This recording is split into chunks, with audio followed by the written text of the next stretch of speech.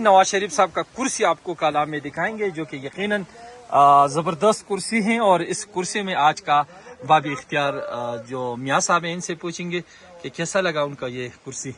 जी मियाँ साहब।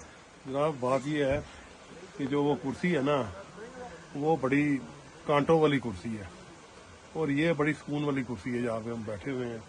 कोई ना हमें इस पे वोट लेने की ज़रूरत है, ना हमें लोगों को झांसा देने की ज़रूरत है वोट लेने के लिए। आराम से सुकून से यहाँ पे बैठे हुए हैं। काफ़ी ज़्यादा ठंड है, लेकिन आपने जो ड्रेस पहना हुआ है काफ़ी मॉडिफाइड यूँ कह सकते हैं कि ज़बरदस्त और गर्म, सारा ब्रांडेड। जी हाँ जी, सारा मैंने वाटर प्रूफ पहना हुआ है।